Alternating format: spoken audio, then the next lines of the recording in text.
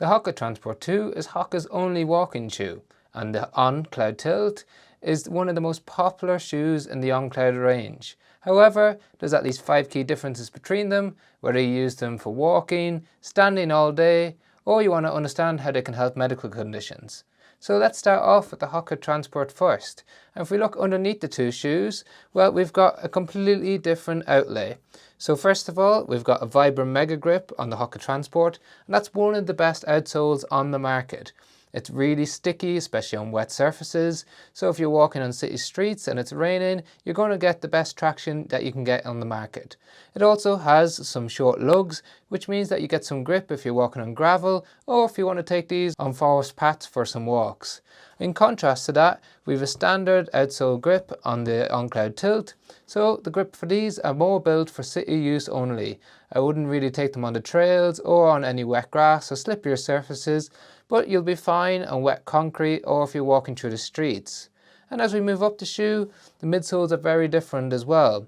So we've got the classic CMEVA cushioning in the Hoka Transport 2, and that's a mixture of a nice balanced feel, but quite firm as well. Now there's a lot more cushioning in here than the original Transport, and for some people that means that they won't enjoy that they don't have as much ground contact feel, but it adds a lot more protection underfoot. It's heavier than the ON Cloudtilt, coming in at 298 grams versus 266 grams. And we've got the classic Cloudtech technology in the ON Cloudtilt. So that's your classic holes through the midsole, tilted at different angles to help with the push-off phase of the gait cycle and absorbing impact. It's a much softer feel underfoot, a bit more of a pillow-like feel, especially when you initiate contact with your heel, and a really nice slip-in feel overall. So a bit more focus on softness and comfort, whereas you have a bit more rigidity and firmness in the thicker cushioning in the Transport. Now the difference in height from the back to the front are relatively similar, 9mm in the ON Cloudtilt and 11mm in the Transport 2. But that only really matters if you think about the geometry of the shoe as well. So we've got a very aggressive 4-foot rocker in the Hoka Transport 2 with a lot of toe spring. That's where your toes are held in extension inside the shoe. Helps with the push-off phase when you're walking, not ideal if you have sensitivity in the ball of the foot. Whereas in the ON Cloudtilt, a little bit less aggressive and a bit more contact with the ground overall. And that's not where the differences stop. So on top of the shoe, we've got very different uppers. So you've got a breathable mesh upper in the ON Cloudtilt. It's going to work better if you're in hotter climates or walking through the cities.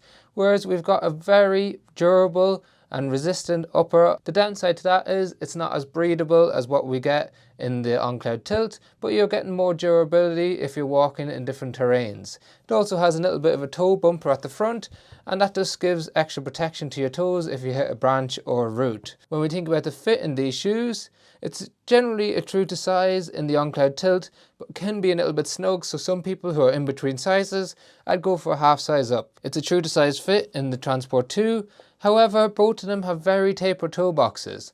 So those of you with a broad foot, these shoes are not ideal. If you're unsure of what size foot you have, we've got a guide that you can download in the description below.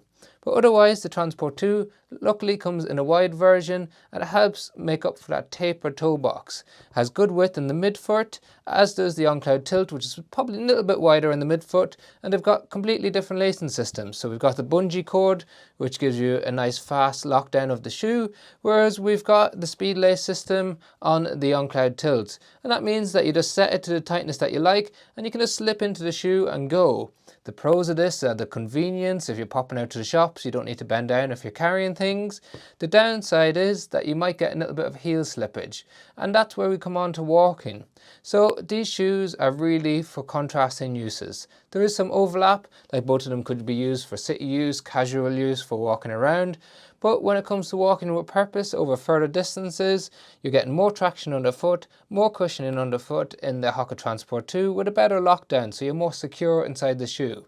The ON Cloudtilt, you can get a little bit of heel slippage over longer distances, and while I've worn these for over 200 miles, which you can see they're quite well worn, I wouldn't wear them normally for longer than 5k walks, just because there's a little bit of heel slippage. You're not completely locked into the shoe, and the cushion is a bit too soft for me personally for doing those longer distances, for going to the shops and walking around town, I just used to slip them on all the time. Then when we think about standing all day, both of them are perfect options, to be honest. A little bit more of aggressive geometry on the Transport 2.